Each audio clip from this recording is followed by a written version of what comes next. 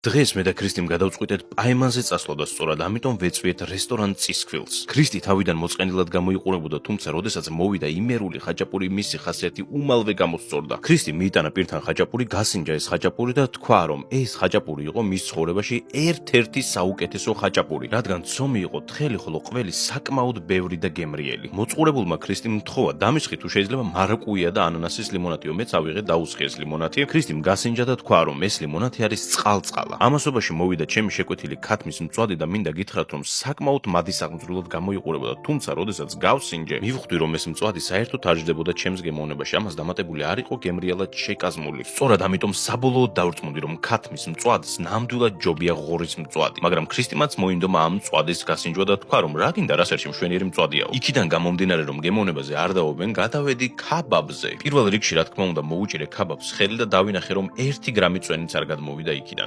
შესაბამისად, გასინჯვისას ძალიან მშრალი აღმოჩნდა ეს ქაბაბი და ამას დამატებული გემოზეც საერთოდ არ მომეწონა. თუმცა გემოზე, ვისაც მოეწონა ეს ქაბაბი, ეს იყო ქრისტი. გასინჯა და თქვა, მშრალი კი არის, თუმცა ძალიან გემრიელი არის ეს ქაბაბიო. და აი დადგა ხინკლის დროც, რომელსაც მე და ქრისტი სულ მოუთქმელად ველოდით. იქიდან გამომდინარე, რომ ქრისტის საყვარელი კერძი არის ხინკალი, სწორად ქრისტიმ დაიწყო ხინკლის დაგემოვნება. ცომი იყო ნამდვილად თხელი, შიგთავსაც ეტყობოდა, რომ ხარისხიანი ხორცი იყო გამოყენებული. ერთი სიტყვით, ქრისტიმ ამ ხინკლით ნამდვილად ისიამოვნა, თუმცა ჩემი აზრით, ხინკლის ბულიონს არ ჰქონდა მკვეთრად გამოხატული გემო, რასაც ნამდვილად გამოვასწორებდი. ერთი სიტყვით, თუ ამ რესტორანს ეწვევით და ჩემსავით ზედმეტად კრიტიკული თვალით არ შეხედავთ, დამიჯერეთ, ნამდვილად ისიამოვნებთ ნებისმიერი კერძი. ამ ყველაფერს დამატებული გარემო არის საკმაოდ სასიამოვნო, ხოლო პერსონალი ნამდვილად იმსახურებს შექებას.